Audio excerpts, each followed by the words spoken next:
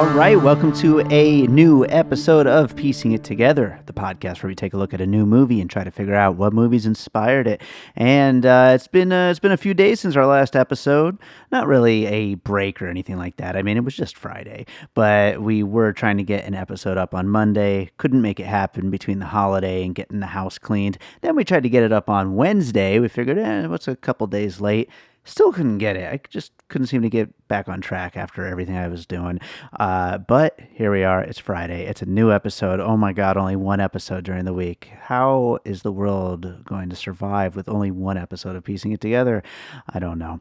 We'll probably be back with 3 episodes next week. We'll see what happens. But anyway, today we're talking about the Peanut Butter Falcon, which is just an amazingly sweet and great movie. It stars Shia LeBeouf, Dakota Johnson, Zack Gottsagen, and directed by Tyler Nilson and Michael Schwartz, about a guy with Down syndrome who runs away from his care facility and ends up teaming up with Shia LaBeouf's character to go on a journey to a wrestling school that he has obsessed over. And it's the sweetest movie, and I absolutely loved it, and I was really glad to get a chance to talk about it with returning co-host Chad Clinton Freeman, who hasn't been on the show for a while. So glad to have Chad on the show, and he gets to do a little bonus conversation at the end as well, because he had to sit out some movies he was supposed to cover. I'm not going to tell you right now what they are, but we'll get to it at the end of the conversation.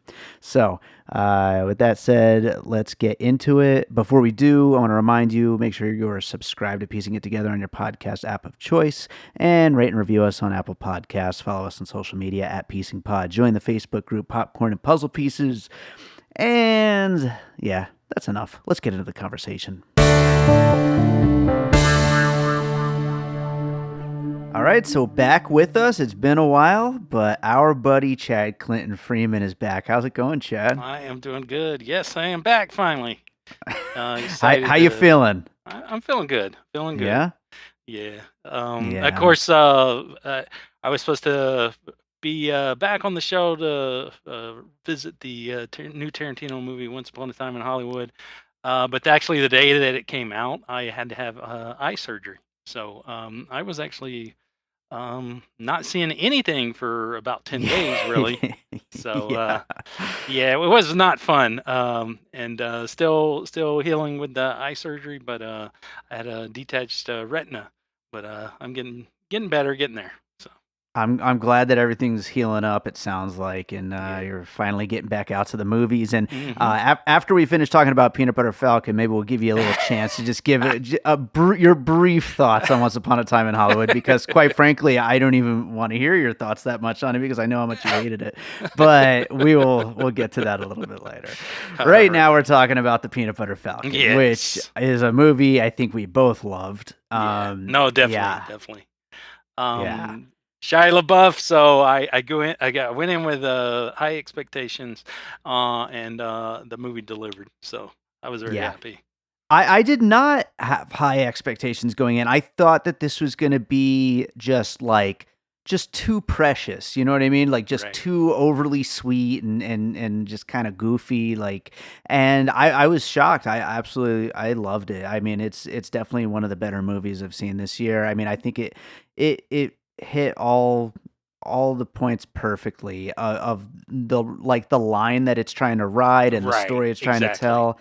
Yeah. I mean, it's just it's great. And I mean, this is first time filmmakers, which I think is crazy. They've done a few shorts and that's it.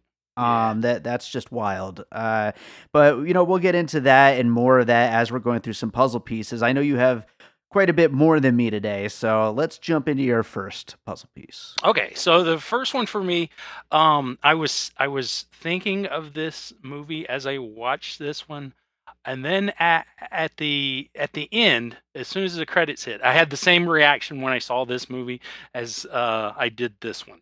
So it's Hunt for the Wilderpeople, which is also a odd couple adventure movie.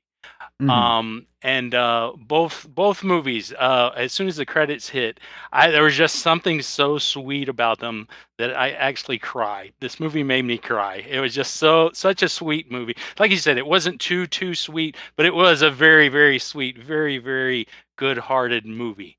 Hmm. Um, and Hunt for the Wilder People is a kid who he's basically a foster kid nobody wants. He finally finds a family that he likes to be with, but the mother passes away.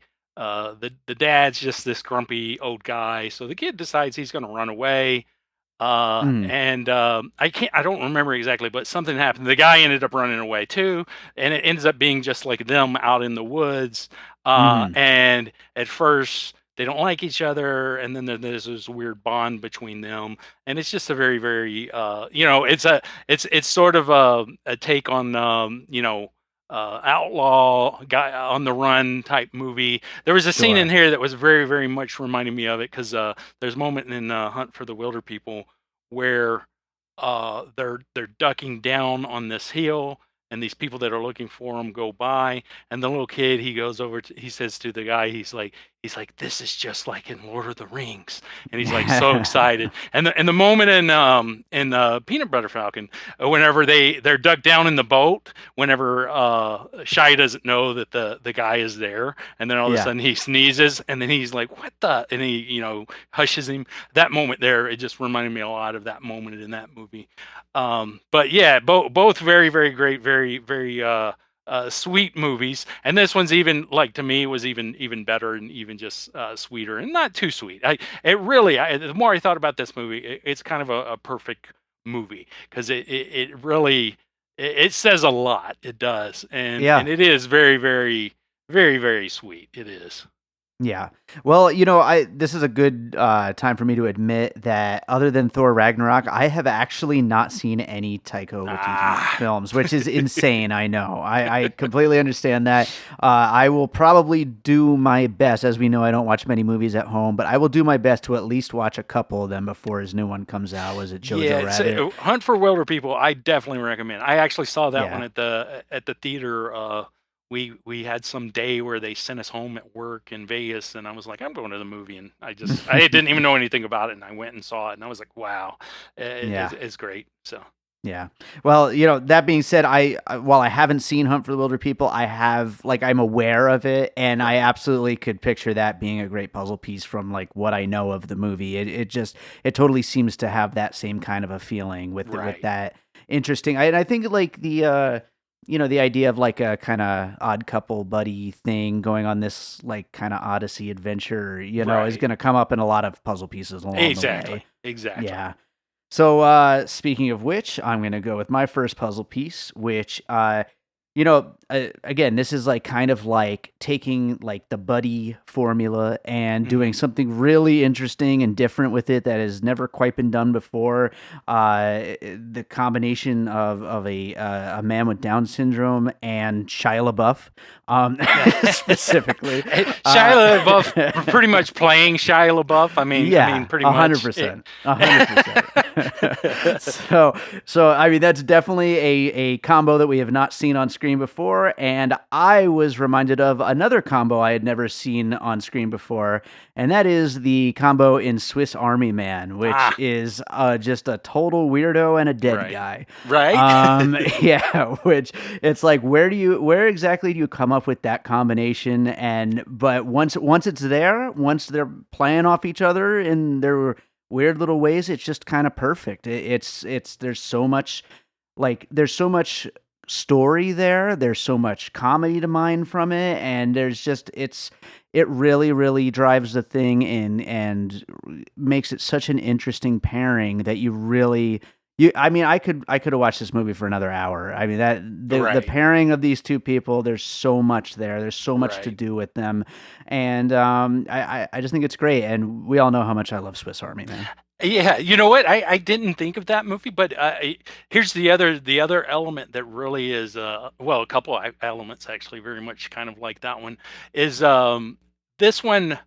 There's some creativity in this movie that Mm, you know they build this raft. They put all this stuff together and they build this raft, and you've yeah. got that like creativity like that in Swiss Army Man, of course mostly with the dead guy, but still just the no matter what the situation is, it's like they're going to work around it.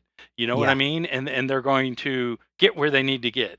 And there's just something great about that. Just very empowering and also just fun. You know, Yeah. like one of the things that I had read is that I mean, of course, Mark Twain's mentioned in the movie, but Mark Twain, I guess, was an inspiration for this, and I definitely Sure. see that. And I think I think now that I think about it, I think that Mark Twain was an inspiration for Swiss Army Man as well. Right. Right. And I never even thought about it. But no, that's definitely a great puzzle piece. Yeah. You know what?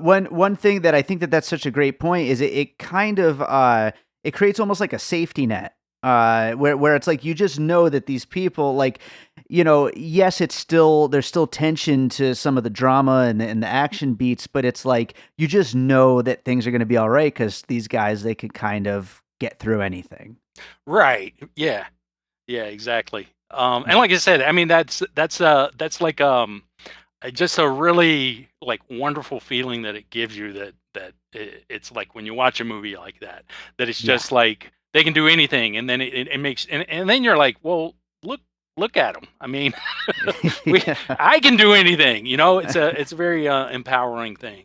Sure. So yeah, very very cool. Absolutely. One more note before we go to your next puzzle piece. I hadn't even thought of this when I wrote down Swiss Army Man, but another basically debut film from two directors. Hmm. Interesting. Hmm. But Well, yeah, speaking of the directors, though, I believe they were actors before this. Um, yeah. One of them was in a couple of Judd Apatow movies. I know. yeah, yeah. Yeah, And the one of the things that I do know is that somehow they, I guess, had a relationship with Zack Gottsagen. I think that's how you say it. Gottsagen. Yeah, Yeah. And actually, a lot of the film was basically like based on him and things that in their interactions with him. Like they went to some sort of acting camp or something with him, and that's awesome. a lot of it was you know their involvement with him. And evidently, the title of the film even came from him. Nice. So yeah, in a lot of ways, it sounded like that they owed a lot of the writing to him. That's awesome. That's absolutely awesome. Yeah, and Yeah, I love that. I love yeah, that this kid had, this acting dream, and of course, I mean, let's be real. I mean, that's such a difficult thing in this world, right, to actually make it when you have that kind of that kind of disability, and right, it's just awesome that this all kind of came together and they got such a great cast and just everything about it. right. Yeah, no, So, totally. what do you got for your next puzzle piece? Okay, so I got a lot of really good ones actually. I'm gonna save one of them. One of them I think you might hit, so I'm gonna save that one. This one is a movie actually I'd never heard of until about a year ago. Mhm. Because I was asking people about what the first movie that they saw at a theater was, and Melanie, my girlfriend, she'd said Savannah Smiles was the first movie she ever saw at the theater. I'd never heard of this movie. 1982 movie. So I of course made sure bought it for her on Blu-ray for Christmas. Watched it, and this movie reminded me of it in a lot of ways. Savannah Smiles is almost like the reverse of Home Alone. It's a little girl who has like a rich family. She runs away from home. She ends up climbing into the car of some criminals. And so then they're just like, what do we do with this kid? And they actually, you know, it like makes them better people because they are actually care for this kid or Right. trying to take care of her. Um, and it's a very very sweet movie. There's a lot of silliness in it, sort of Home Alone like silliness, Sure. a goofiness that you don't see in movies anymore, like people chasing chickens and that sort of thing. but but Savannah Smiles was definitely something that popped in my head as I was watching this movie. Because this movie, just like that movie, a lot of these movies probably that we talk about, even Hunt for the Wilder People, it's really about uh, opening up to other people and learning from them, and the beauty of that, of how much you Hmm. can learn from being around people that are different than you, Yeah. and what they can give to you. Um, with this movie, Shia LaBeouf's character, he's very much a broken man. He's hurting. He's grieving his brother. He has a lot of guilt, and I think he doubts himself as to what is he? Is he Right. is he a scumbag? He doesn't know. Am I a good guy? Am I a bad guy? And Yeah. through this relationship, he just it's like love for him, love for this Yeah. other character, that he becomes this better person, and then also finds love with the Dakota Johnson character. So Yeah, um, absolutely. No, that and I'm trying to think. That movie sounds so freaking familiar, Savannah Smiles. Like that, you describing it, I'm like, I feel like I've seen that movie, like back in the day, a million years yeah, ago. you But you might have. I'd yeah, never heard of it, never seen it. And I was like, "What is that?" And then I was like, "It's on Blu-ray." It's like MVD releasing retro. They do like a retro thing, and it starts off when you put it in like it's videotape. It's all staticky and stuff. nice. But no, I was really shocked in watching it, because it was a it was a fun, that goofiness of like Superman the movie with Lex Luthor and the other guy. That just like Sure. hokiness, like '80s hokiness. Like Yeah. that's not in movies anymore. But anyway, that's how Savannah Smiles. A lot of that's in there. Beautiful. That's yeah. That like I said, I feel like I've seen it, but I don't know. It's possible, but great public use, regardless of if I've seen it or not. I'll go with my next one, and to bring up the whole Odyssey thing again, I'm gonna go with the Coen Brothers. Oh brother, where art thou? Mm, Which is another movie in which of course we don't deal with music in this movie, but where you've just got these interesting characters on this journey through hmm. the South, Right. and Right. all the trials and tribulations they go through, all of Hmm. the weirdo characters that they interact with along the way, and then just the beauty, like really kind of showcasing just how beautiful that off-road South can be. Right. And of course an amazing movie. And actually, I should say that this movie had a really great score, a really great soundtrack, but certainly not an "Oh Brother, Where Art Thou" style. But just a good soundtrack overall.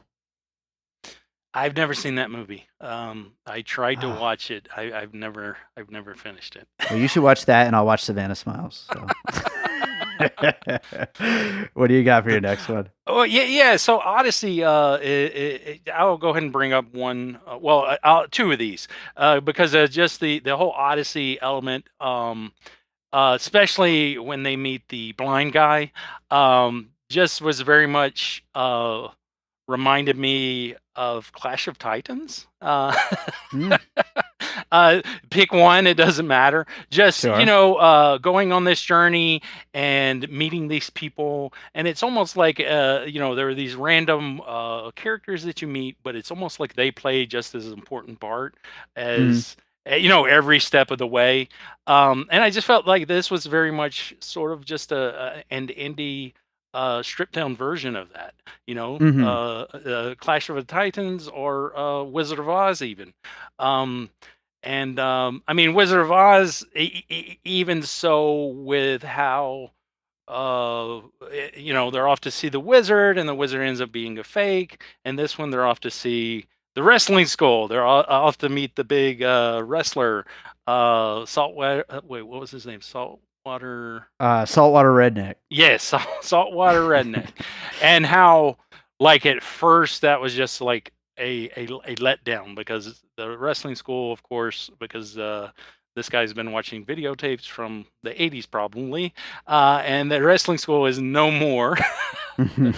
But anyway, so there was that Odyssey element, and then plus also that Odyssey where it was like, like a letdown. Like of course that turned around. There is a twist there, but Sure. totally those two clicked in my head. Clash of Titans, but specifically the blind guy and Sure. the blind witches, and then Wizard of Oz, just with the the Oz. So Beautiful. Well, you know what? I know you've got a lot more than me, so why don't you go with another one before I go to my next one?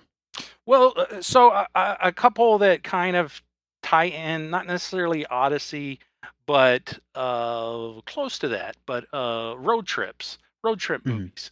Rain Man, of course. Mhm. Of course, Absolutely. Rain Man is, a guy that has, I'm not even sure what his situation is, but Mhm. obviously, some sort of uh, mental issue that handicaps him in doing anything and everything by himself. And then the brother of his that is pretty much an asshole who Right. through this relationship and this bonding of them through their journey, he actually becomes a better person. So Rain Man, I thought that was an easy one to think of, but Definitely. I also was just thinking about other road trip movies, especially ones that I might not get to name on this show from time to time. Crossroads, the Britney Spears movie. Again, it goes back to that sort of like letdown of here's this trip for this specific thing, and then that specific thing ends up being Sure. like a downer type thing. But again, also just any of these movies like this, Rain Man, Crossroads, there's also that same sort of element of like it doesn't matter. It seems like what gets thrown at them. It's like car breaks down, whatever. It's like they just work around it, and I Yeah, think just I keep think going. that yeah that, and then also the just um you know being creative the way they are in this movie. I think that is just a great lesson for people today to take in that you don't see a lot of movies, of people not giving up, people continuing their journey, continuing whatever, their dream is, their hope, and just keep moving along. The other one, because it's just such an oddball road trip movie, and that's Guilt Trip, which I love. It's such a weird combo with Seth Rogen and Barbara Streisand, but I think that movie is great. I completely forgot that movie existed until this moment, so good job Exactly. of See, that's bringing why it I was back up. like that. That's exactly why I was like, you know what? I'm gonna throw these in there. Yeah. That's great. One thing before I go to my next one, is I think the point that you just made about you don't see those kind of lessons in movies anymore, like about, like just dealing with things and moving forward, you don't see anything about a movie like this too much anymore. I Right. mean, Right. this movie is really, in a lot of ways, it feels like something that could have been like a classic of like the 90s or maybe the Right. early 2000s, Right. and I just think that's so refreshing when a movie comes along like this that, really, really cares about itself. Right. It Right. actually, yeah, it's not like embarrassed to care, Right. Um, And that being said, like I think you were kind of worried. It doesn't go into made for TV mushiness like, oh my mhm. God, this is so just too much. Yeah. It walks that line. Like you said, it walks the line of actually caring, um, and it walks the line of exploitation in a lot of ways. I mean, Oh, it yeah. walks a lot of fine lines, and it balances it all somehow. Yeah. Um, so no, yeah, I think absolutely, and I think it's a great setup for my next puzzle piece, which I almost didn't want to use this one, but because I just used it on the Blinded by yeah, the Light episode, that this is going to be going up after.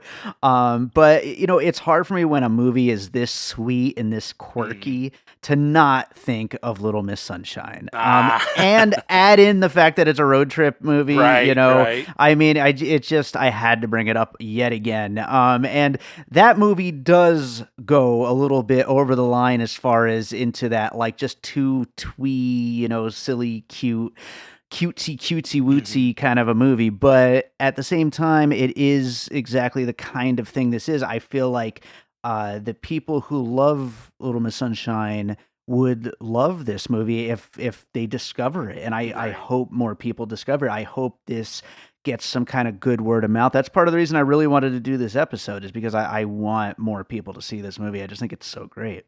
Right. No, yeah, Little Miss Sunshine's a good one. I'd actually forgot about that one too. I actually forgot that was a road trip movie. Yeah. But yeah, Little Miss Sunshine, yeah, it's one of those that there's some really good in it, but oh, it does. It goes too sweet. Right. Yes. It overdoes it, overcooks it. But Yeah. yeah, no, absolutely. So what do you got for your next one? Well, I'll go ahead and go with actually one of my all-time favorite movies. What's Eating Gilbert Grape? Mhm. Um, which of course in it, Leonardo DiCaprio plays a character that's, I don't even know what the correct term is anymore. What do we say? Right. um, he and not only that, it's very small town. It's very the well one specific thing that made me think of it outside of the obvious was the birthday element. What's eating Gilbert Grape? One of the big events is, of course, Arnie's birthday. And he's, invites people that he meets for his birthday party. And that's one of the things that Zack actually does too in this. And that I thought it was so hilarious. I don't remember what part it was, but he was like, "And you're not coming to my birthday party." I think it was a mean kid that was, wait, I don't remember who he said that to. No, it was that's like the big line during the wrestling match, right? Before he Oh, kicks that's his right. ass. That's right. That's right. That's Yeah. who it was. Yes. Okay. It was Jake the Snake he says it to, right? Oh, yes. Yes. Yes. Yes. That's right. That's right. Okay. So anyway, and additionally, with what's he in Gilbert Grape, you've you've got you've got Johnny Depp's character that's again he's a very broken person as well, and really not, he's just kind of living. He Mhm. doesn't have a purpose or anything like that. And I just in a lot of ways, there's just a lot of similarities with that movie. Eating Gilbert Grape was a movie that the moment I saw it at the theater, it was actually my very favorite movie for so very long. Actually, Yeah. until Batman v Superman knocked it from the number one spot. But Leonardo DiCaprio, though, did a fantastic job in that movie with his performance, and it's really great though to see because uh, you know here's the thing: this movie in the '90s, it wouldn't have been made uh, with uh, Zack actually playing this character. I don't think. Right, right. And I at the shudder to time, think at the time, of well, that version that's the of the thing. If you movie. think about it, Dustin Yeah, Hoffman and Rain Man and Leonardo DiCaprio and What's Eating Gilbert yeah. Grape, those are like groundbreaking, really, as far as portrayal of people, in movies. I mean, Yeah. look at the big Oscar winner, Forrest Gump. I mean, come Oh on. yeah, that was for the longest time. That was the big thing that got you an Oscar. I mean, they make fun of that in Tropic Thunder, you know.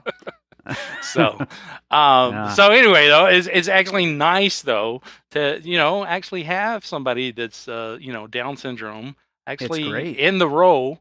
And yeah, I mean, part of the beauty of this movie, which is funny because one of the things that I know, Shia LaBeouf, he keeps saying that basically this movie changed his life. He's made him a better actor.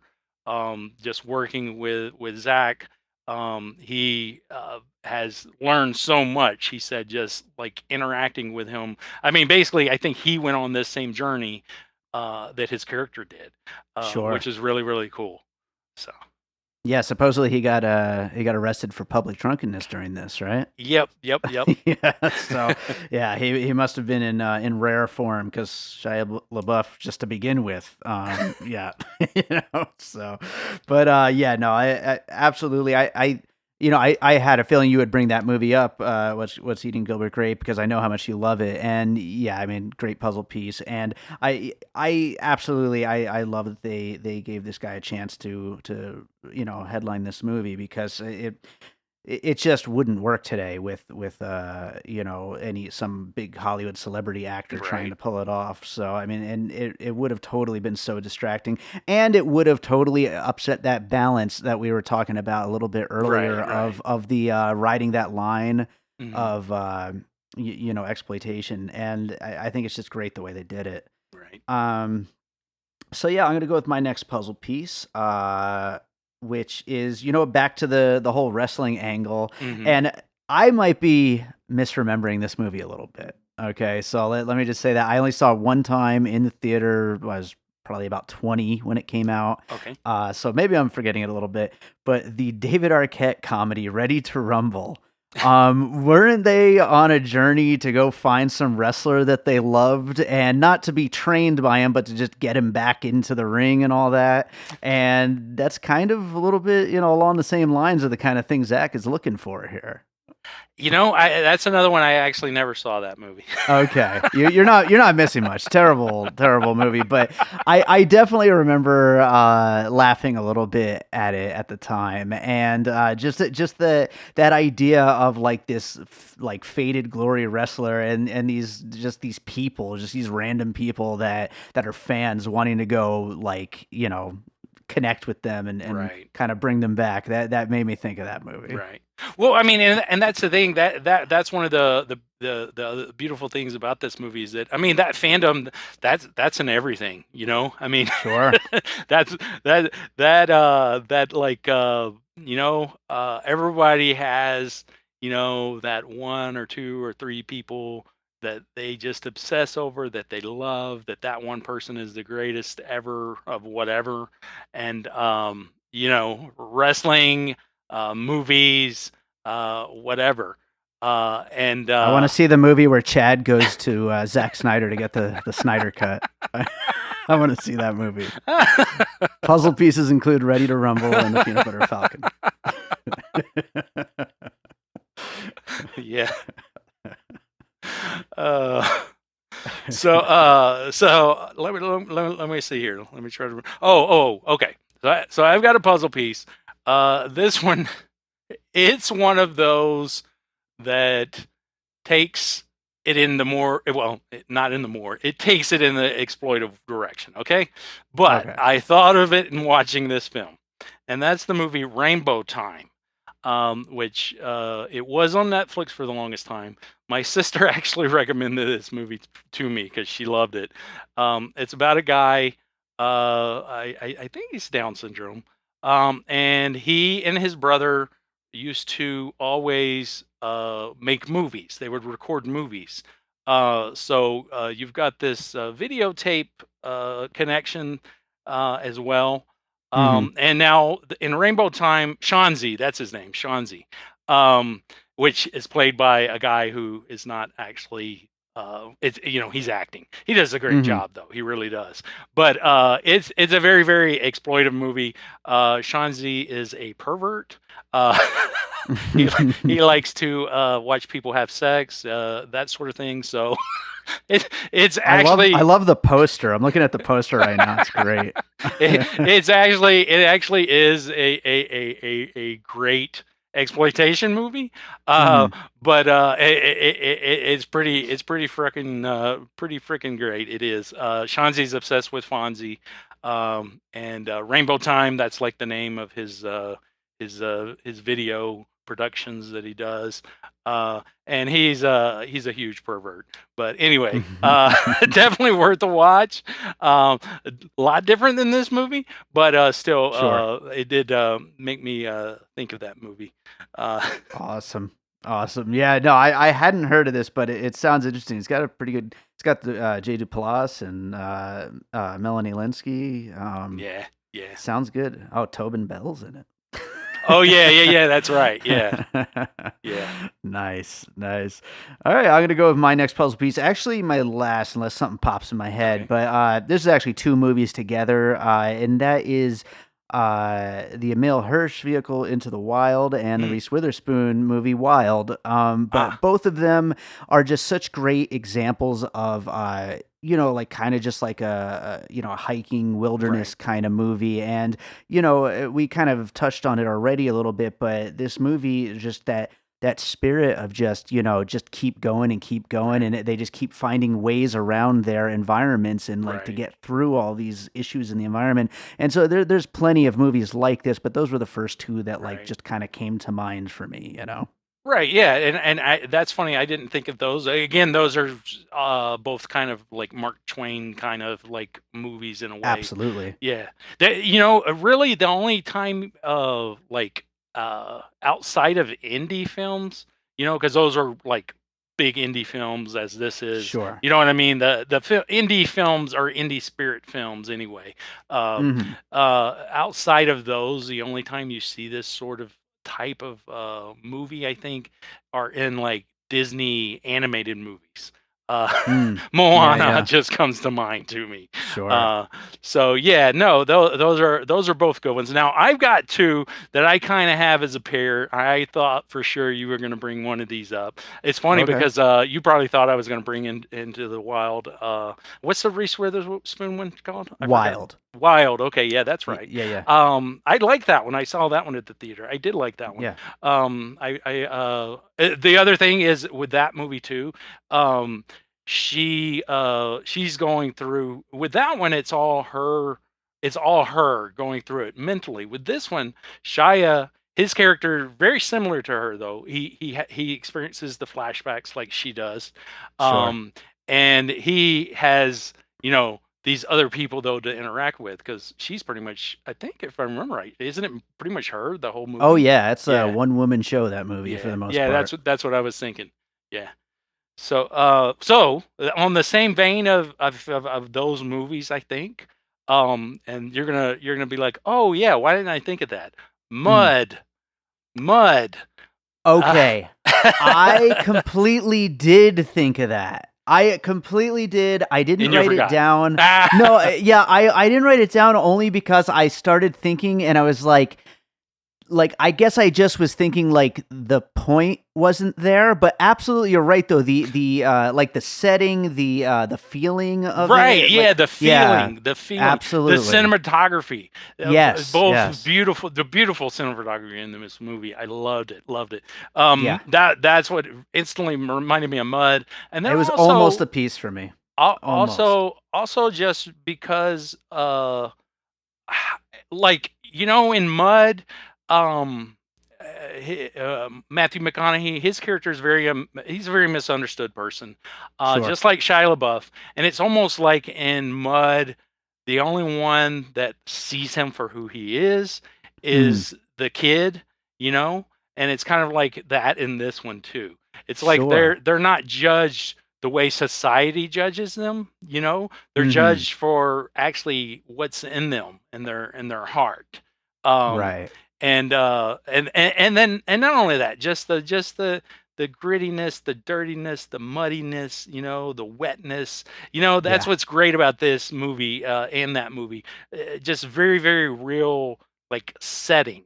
It feels real. It Yeah. throws you in there, and of course, Shia, he's great at getting dirty. He Yeah. gets dirty plenty. Everybody is dirty 100% of the time in these two movies. And along with Mud, the other one I think it still does connect a little. Very similar. You could almost see this you could watch them as a triple feature, I think. And that's Joe. The Nicolas Cage, David Gordon Green movie. Which I still haven't seen. That's a movie I've been Ah, wanting to watch forever. Yeah, it's yeah. it's good. I didn't love it. I would definitely put Mud above it, and then I would put this one above Mud. But Mm. the same sort of thing, though. I mean, it's actually the same guy, the same kid in Mud and Joe. Right, Uh, right. and again, a broken man who it just for whatever reason connects with this younger person. Yeah. And I truthfully, I don't remember even what happened with Joe. But so I'm not going to say it's David Gordon Green. So I'm not going to say that it actually, does the same thing. Sure. But it definitely has that element. So. Sure, absolutely, absolutely. But yeah, no, that setting though is absolutely on point. Yes, in the Totally. same setting, the same dirtiness and filthiness. Of course, in Joe, it's always raining.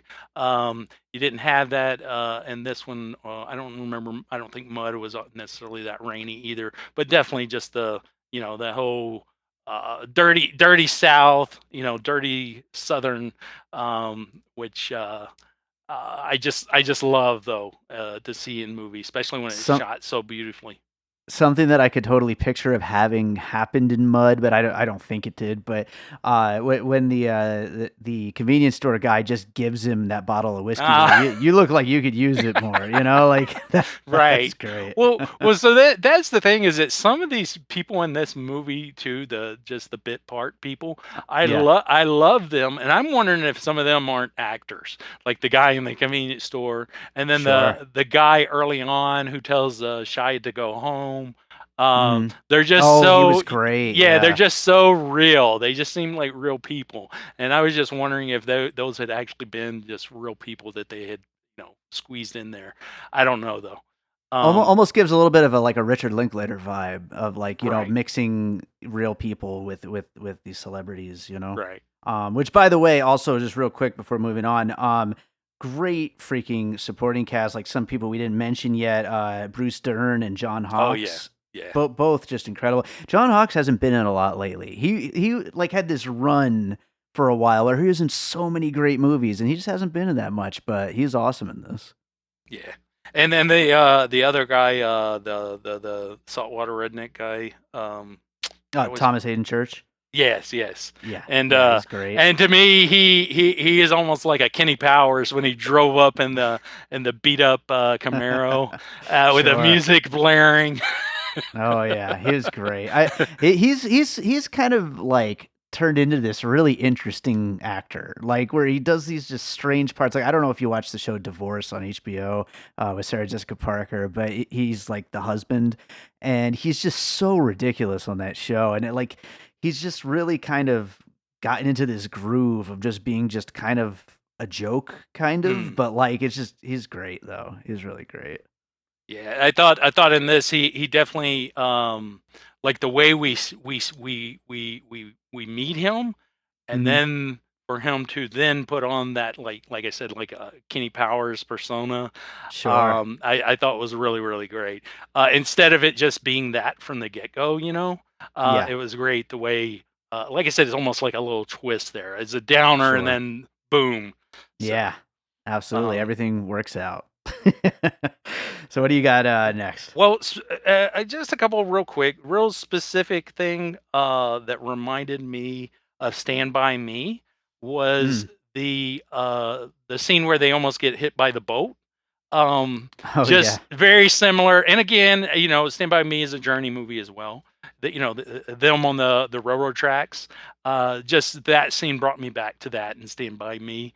And again, Stand By Me is one of those with kids being real kids and actually like you know leaving their house and not just being on their computers and their phone and sure. you know what I Yeah, mean, actually living. And that's what these people in this movie were doing. As even Shia LaBeouf even says, I think at one point.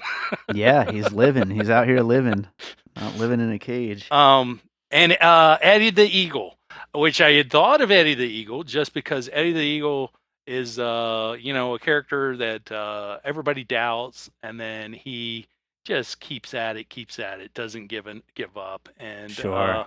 and then when he came out as Peanut Butter Falcon, and he was doing the Peanut Butter Falcon, flapping his wings. Yeah. I was like, yeah, Eddie the Eagle.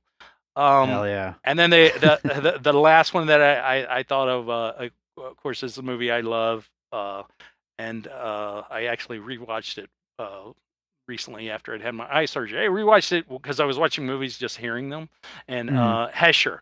I love Hesher. Joseph Gordon-Levitt. He Yeah. plays this great character, very much a caricature that's almost a real. I don't know. He walks the line of being a Kenny Powers and being a real character like Shia's character in this one. Hmm. So I just thought of that one though because at the same time of you know um, Shia's character and even Dakota Johnson's character, them learning something here. You've also got Zack learning quite a bit from Shia's character as well. Sure. It's just this, it's this whole picture almost of again being open to people, accepting people how they are, and Hmm. then learning from them.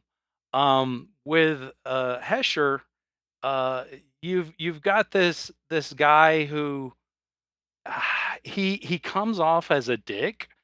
He comes off as like Kenny Powers, really, just like loves himself, dick, asshole. But he's actually very, very smart and very, very caring. And there's actually some very sweet moments in that movie. And there's some lessons that the family that he just basically, squats in their house, that they learned from him. And I just was Hmm. reminded of that movie uh, with all of those elements. So, Right on. Yeah, I actually never did see Hesher. oh, I you got heard to good see things it. about it. You Yeah. got it. You got to see Hesher. Hesher. Ah, I love Hesher. Yeah. Hesher's great. Joseph Gordon-Levitt, one of his better ones. And it's got Rainn Wilson and what's his name? Oh, Natalie Portman. Natalie Uh, Portman. Yeah, yeah. yeah. So no, it's great. Absolutely. Right on. Well, why don't I go ahead and do the finished puzzle, and then we'll get into our closing Okay. thoughts about the movie. We have got Hunt for the Wilderpeople, Swiss Army Man, Savannah Smiles, Oh Brother, Where Art Thou, Clash of the Titans, Wizard of Oz, Rain Man, Crossroads, Guilt Trip, Little Miss Sunshine, What's Eating Gilbert Grape, Ready to Rumble, Rainbow Time, Into the Wild, Wild, Mud, Joe, Stand By Me, Eddie the Eagle, and Hesher. Great list. It probably could have done without Crossroads, but you are right though. It absolutely it fits. I'm It never gonna definitely mention fits. crosswords. Come on, give me Britney Spears. You get your one chance. So Okay. it'll always be at the bottom of our that search page on the website with a little one next to it. Um, but yeah, no, I really really love this movie. We barely talked about Dakota Johnson. I mean, I think she's fantastic in Yeah, this. she is. She's so good. And I mean, she really just brings like a real just down to earthness to this character that is like again like almost too sweet, but it just rides that line I think so Hmm. perfectly. Shia LaBeouf, I can't say enough about. I've always liked him, but I didn't like him like you like him. I can't wait for these couple of movies he's got lined up that people keep talking about how great he is. Like I am down for this whole roll of movies that he's got coming up. I can't wait to see what comes next. Everyone, just so many great people. I think I told you on Messenger about someone jokingly on Twitter. I can't remember who it was saying about how this is like the 10th movie John Bernthal is in for like less than 5 minutes, and like you could stitch them together and make one character arc or something. But Yeah, um, yeah. he's He's in great it though. for probably a minute or so. Yeah, he's great in it though. Everybody is great in this movie, and they just all just really. I mean, they seem like they're just loving making this thing. Like it's a movie that just it feels like it matters to everybody involved. Yeah, no, exactly. It does. It feels like that that these people actually like each other. It's like great chemistry between all of them. Um, yeah, I mean, definitely. Um, I'll tell you this too. A lot of times when you see a movie like this, again, going with the of it possibly being too sweet, Hmm. um, you kind of know what's going to happen.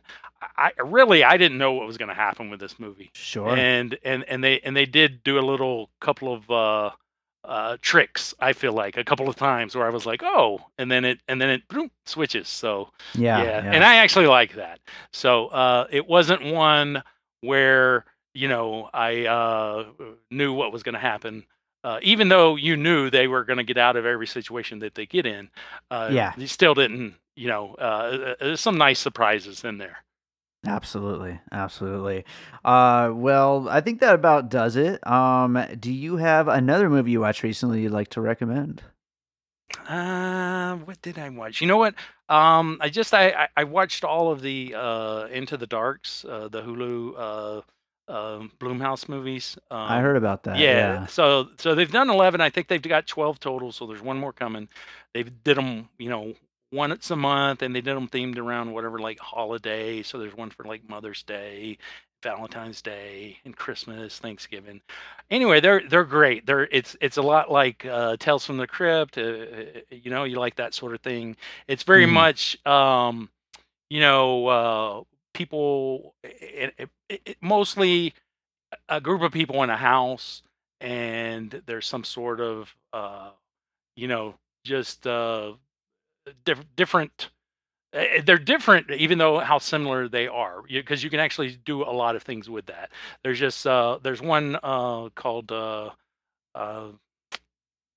I'm Just Fucking With You. I think that's the name of it. That's the April Fool's one. Mm. And it's at a hotel.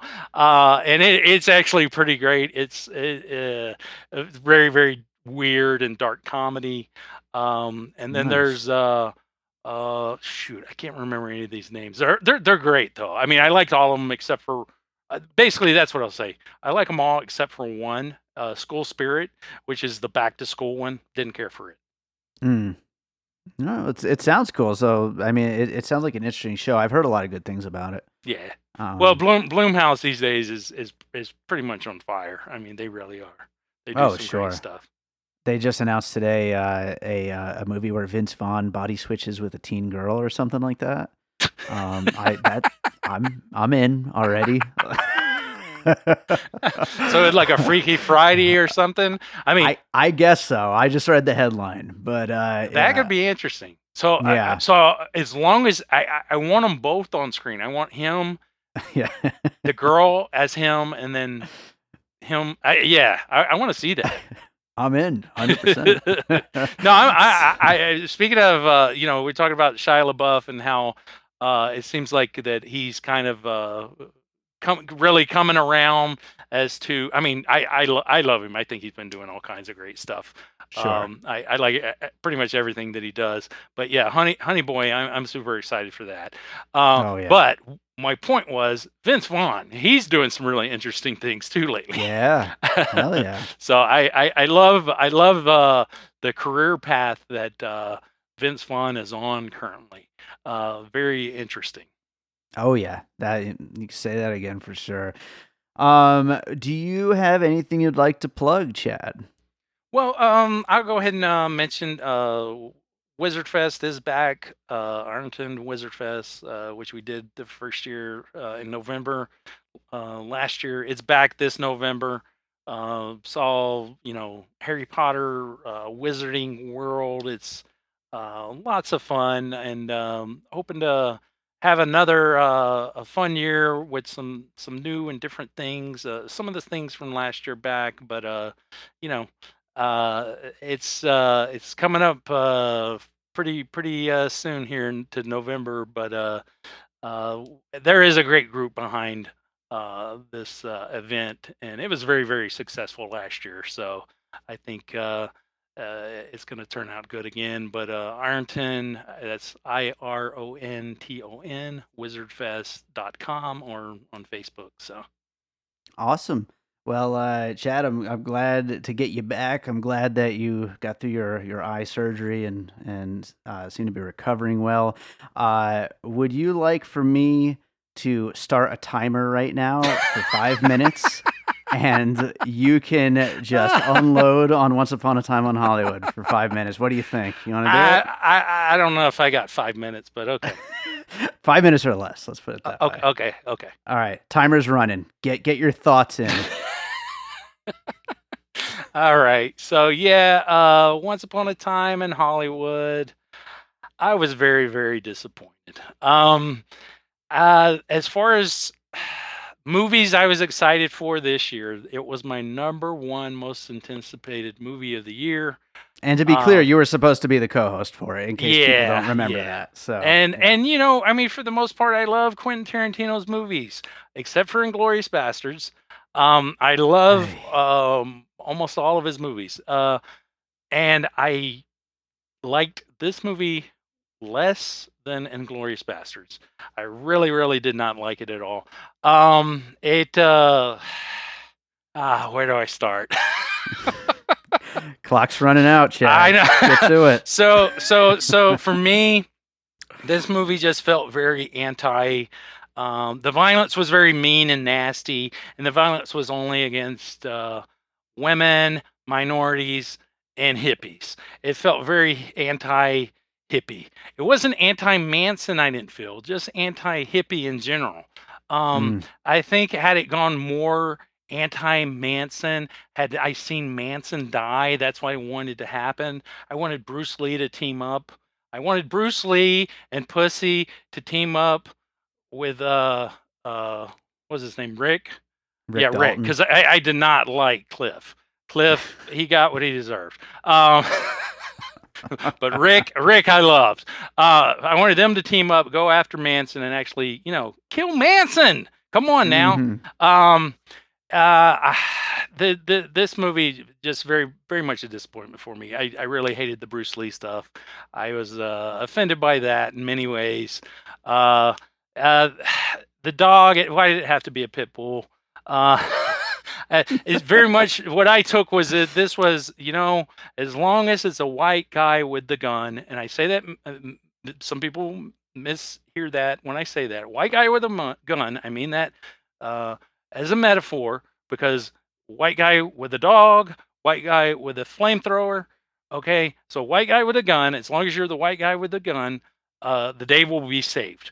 And so all they needed, Sharon Tate would still be alive if you had a white guy with a gun who would have been there to save the day. That just offends me there. I think it's not very it's tasteless.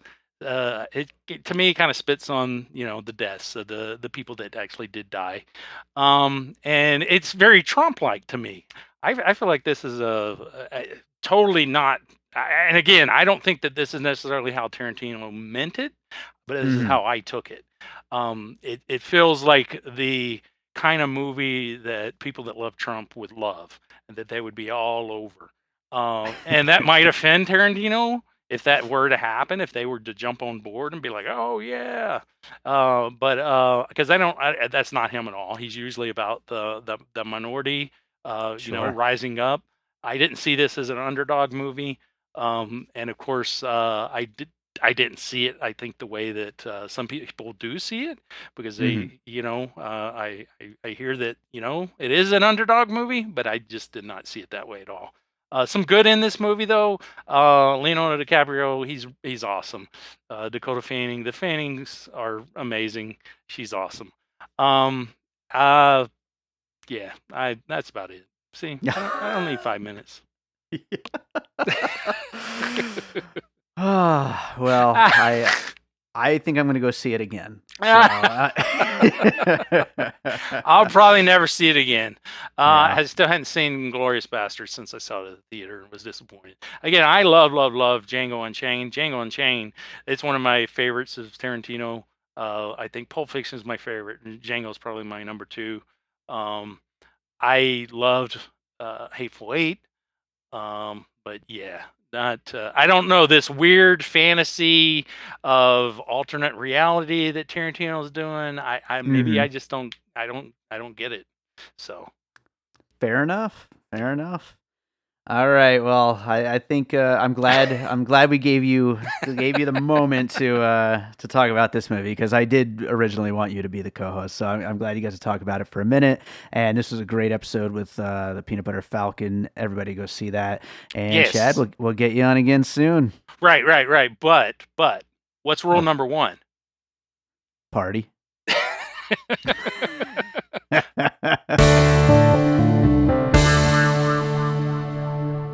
This is Jay, Aaron, and Richard, and we're the VCR Kids.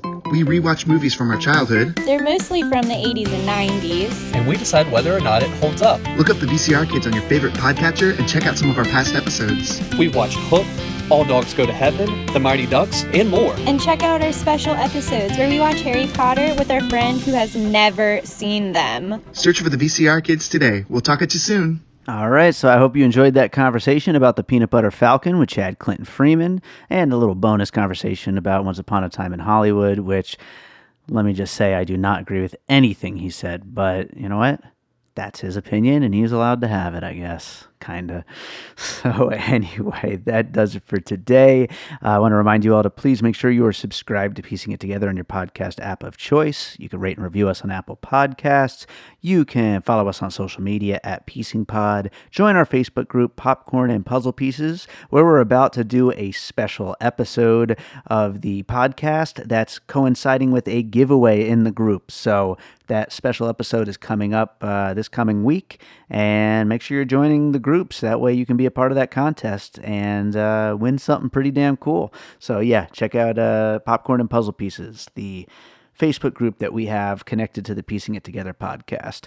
Another thing happening is next week, Sunday, September 15th. It's coming up quick. But during the Sin City Horror Fest, we are going to be doing our first ever live episode of Piecing It Together. We will be covering a movie called The Head, which is from director Michael Keane, and it's kind of an ode to shot on VHS horror movies of the 80s and 90s. It's absolutely ridiculous. I watched it the other day, and I'm very much looking forward to talking about it.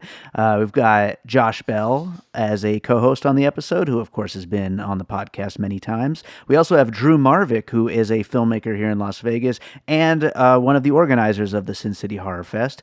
And Michael Keane himself will be joining us as well. So it's going to be a great conversation live in front of an audience in the movie theater. It should be great. We're going to get that recorded. If you can't be in Las Vegas, you're going to get to hear it right here on the podcast. But if you're in Vegas, you should come on out. Tickets for the whole day are only $10, and that includes the live podcast, a screening of the movie The Head, and a whole day of other movies and activities. So definitely you should check that out. You can go to our Facebook to get to the event invite, which also has more details and links to the festival itself and more information about the festival. So that's coming up real soon. We're going to be mentioning it for the next week straight, try to get some people out. I think it's going to be a great time. So that does it for today. Why don't we leave you guys with a piece of music? And you know what? This is a wrestling movie, kind of, the Peanut Butter Falcon. Not really, but I mean, Zack sure loves wrestling, and he's going to the wrestling school. And so I figured, what's a good track I have that feels like something that could be some wrestler's entrance music? That's what I was thinking while I was looking for a piece of music to play today. And I think I have a few tracks that could potentially work, but I don't know if I've ever played Into the Black before. So I'm going to go with Into the Black from my album An Unseen Sky. Enjoy this track, which I think I could see some wrestler playing while coming out, maybe, kinda. So let's go with this track. We'll be back with a whole lot more Piecing It Together coming up next week.